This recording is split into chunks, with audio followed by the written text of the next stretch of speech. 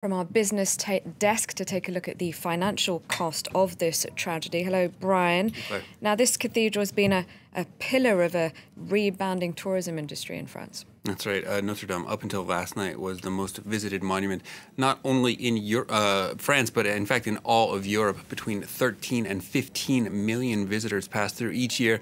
That as many as 50,000 per day at peak times. Will that draw a major contributor to France's thriving tourism industry? 2018, in fact, drew a new record number of visitors here.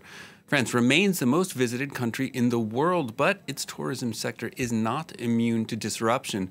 The Yellow Vest protest movement put a dent in it during December, with tourism down over 5% in Paris alone, down over 3% in France overall. The terror attacks of 2015 also saw tourism fall by around 3% the following year. Now, obviously, it remains to be seen what kind of impact the closure of Notre-Dame will have, but we would expect there to be some impact. Claire, fortunately for Paris, there is no shortage of historic, beautiful monuments in the city. Now, we don't yet know for sure what caused the fire, but there has been talk of it being linked to the restoration work that was underway at the time, and that was already a very costly affair. That's right. The cathedral was, in fact, just getting underway with a huge decades-long renovation project. The Archdiocese Foundation Friends of Notre-Dame estimated that the cathedral needed roughly 100 million euros in work over the next 20 years, with another 50 million needed for the following decade. Financing those renovations has been precarious, to say the least.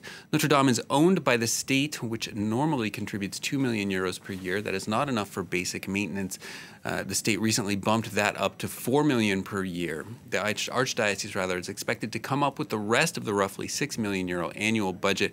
And there has been some argument over that, as Notre-Dame is, of course, not just a Catholic site, but also part of the cultural heritage of the entire republic.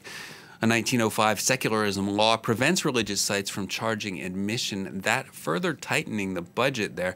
Now, the investigation has, of course, only begun, but if the restoration work is found to have caused the blaze, there will likely be some questions as to whether or not safety precautions were sufficiently funded there. And of course, now the restoration project, well, it's going to cost a hell of a lot more. That's right. It's no longer a restoration, essentially a rebuilding project now. It is too early to estimate the costs.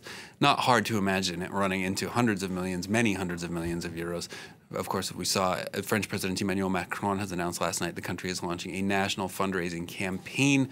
The government meeting as we speak to work out a rebuilding plan. Île-de-France, that's the Greater Paris region, has released 10 million euros for the most urgent initial work over the coming days. Paris Mayor Anne Hidalgo calling for that international conference of donors to raise funds. The city itself getting set to unlock 50 million euros for rebuilding.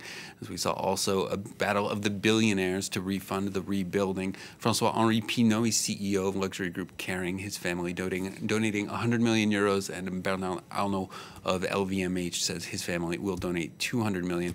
However the effort unfolds, it's going to take a lot of time. I've talked to some restoration architects. They say depending on if and how badly the vaulted stone ceiling of the cathedral is damaged, it will likely be years before anyone sets foot in that, any visitors, that is to say, at least, sets foot in the cathedral again. All right, a very sad state of